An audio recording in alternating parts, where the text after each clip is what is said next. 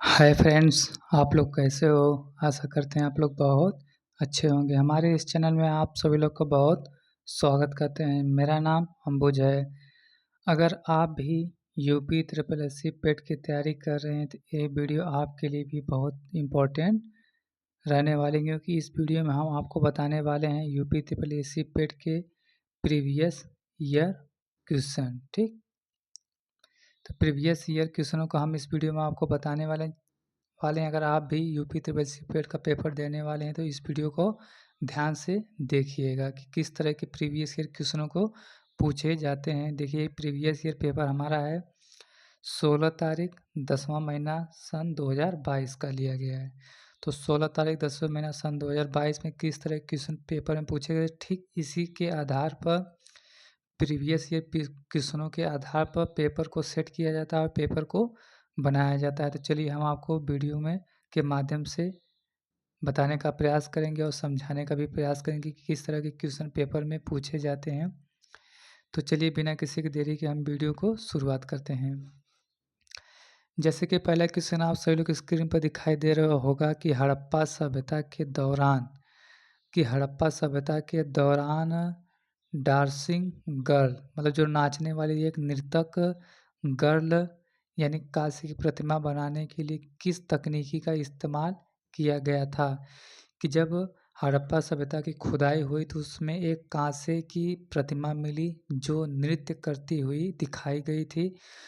तो इसमें पूछा जा रहा है कि जो प्रतिमा मिली थी तो उस टाइम हड़प्पा सभ्यता के टाइम वो लोग कांसे की प्रतिमा को किस माध्यम से बनाने की तकनीक थी, तो मोम, लोपी, ढलाई या कास्टिंग कहते थे। ठीक, कि मोम को पिघलाकर एक बर्तन में उसको डिजाइन किया जाता था, फिर डिजाइन के माध्यम से उसमें तांबा और जस्ता का मिश्रण करके टीन मिलाकर कांसे की प्रतिमा बनाई जाती थी।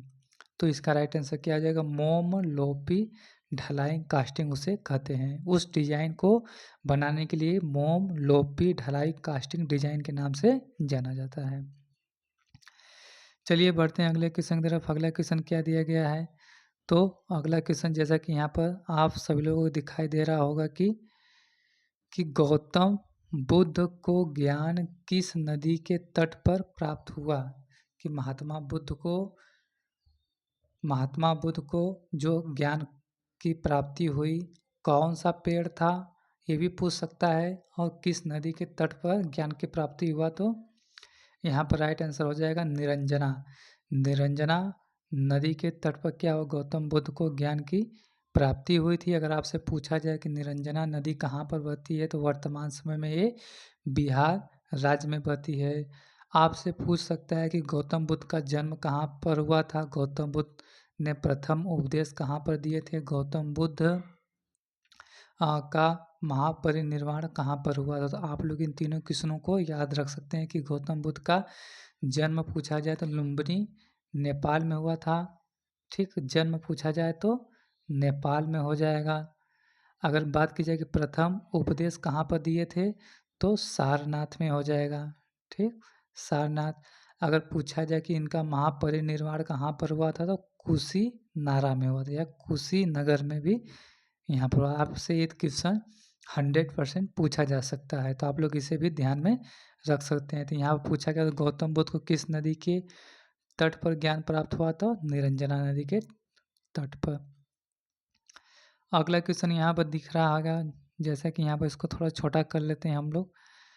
यहाँ पर पूछा जा रहा है कि हर्षवर्धन के शासनकाल के दौरान निम्नलिखित में से कौन सी नई राजधानी थी जो थानेसर से स्थानांतरित की गई। कि हर्षवर्धन का शासनकाल के दौरान कौन सी राजधानी थी जो थानेश्वर से स्थानांतरित की गई थी? तो कौन थी? कन्नौज थी। कन्नौज वर्तमान समय में किसके लिए फेमस माना जाता है? तो इत्र के लिए बहुत फेमस माना जाता है। आप लोग इसे ध्यान में रख सकते हैं। चलिए बढ़ते हैं। ये क्वेश्चन को आपको रटना नहीं, केवल क्वेश्चनों को समझते जाना है, बस केवल समझते जाना है। अगला क्वेश्चन दिया गया है कि निम्नलिखित में से किस सेना की ताकत छापामार गुरिल्ला रणनीति थी। कि किस सेना की सबसे छापेमार गोरिल्ला नीति थी? तो मराठा साम्राज्य या मराठा सेना कह सकते हैं, या मराठा सम्राट की जो सेना थी वो गोरिल्ला नीति का प्रयोग करती थी और छापेमार में सबसे अधिक प्रयोग करती थी। ठीक, तो चलते हैं अगले क्वेश्चन की तरफ। अगला क्वेश्चन क्या दिया गया हमारा 5वें नंबर में? तो 5वें नंबर पे यहाँ पर दिखाई दे रहा होगा कि ब्रिटिश ने निम्नलिखित में से किस भाषा को भारतीय समाज में प्रस्तुत करने की उत्सुकता दिखाई थी? ब्रिटिश ने किस भाषा को भारतीय समाज में प्रस्तुत करने की उत्सुकता दिखाई थी? तो अंग्रेजी भाषा की सबसे अधिक उत्सुकता दिखाई थी। कौन से शासक थे? तो मेयो के शासन काल में। ठीक, अगर उस शासक का नाम पूछा जाए तो उस शासक का नाम उस अंग्रेज गवर्नर का नाम हो जाएगा मेयो। मेयो ने भारत में 4 साल के लिए क्या कर दिया था? अंग्रेजी बोलना अनिवार्य कर दिया था। तो कौन सी भाषा हो जाएगी? तो अंग्रेजी भाषा इसका, इस प्रश्न का राइट आंसर अंग्रेजी भाषा हो जाएगा। चलिए बढ़ते हैं अगले क्वेश्चन की तरफ। अगला क्वेश्चन क्या दिया गया है? तो अगला क्वेश्चन यहाँ पर दिया गया है 6 नंबर में कि पूर्ण स्वराज की मांग करने वाले प्रथम कार्यकर्ता कौन थे? कि पूर्ण स्वराज की मांग करने वाले प्रथम कार्यकर्ता कौन थे? तो हसरत मोहानी। अगर बात की जाए कि हसरत मोहानी जी ने कब पूर्ण स्वराज की मांग की थी? तो 1929 में पूर्ण स्वराज की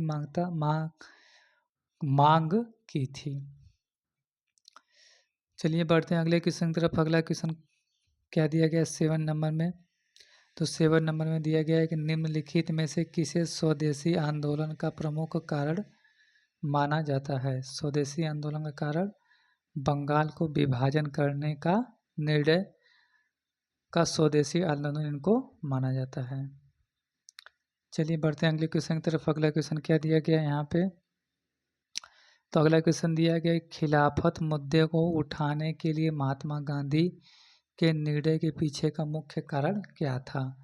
जो खिलाफत आंदोलन हुआ था तो उसके पीछे महात्मा गांधी जी के पीछे का मुख्य कारण क्या था? तो हिंदू और मुसलमानों के बीच में क्या एकता को बनाए रखने के लिए सबसे महत्वपूर्ण इनका योगदान माना जाता है कि हिंदुओं और मुसलमानों के बीच में बहुत से विवाद हो गए थे, तो इन विवादों को कौन निपटारा किए थे? तो महात्मा गांधी जी ने इनका निपटारा किए थे। चलिए बढ़ते हैं अगले क्वेश्चन की तरफ। अगला क्वेश्चन क्या दिया गया है? तो अगला क्वेश्चन यहाँ पर दिख रहा होगा आप सभी लोग स्क्रीन पर कि भारत सरकार अधिनियम 1935 के प्रावधान में ब्रिटिश सरकार के अंतिम गवर्नर अंतिम अधिकार का एक उदाहरण कौन था? कि भारत सरकार अधिनियम 1935 के प्रावधान में ब्रिटिश सरकार के अंतिम अधिकारों का उदाहरण कौन सा था? तो प्रांतीय सरकारों के गवर्नर की विशेष शक्तियाँ थी। प्रांतीय सरकारों पर गवर्नर की विशेष शक्तियों का कारण क्या था? भारत सरकार 1935 का अधिनियम लेकर एक आया गया था।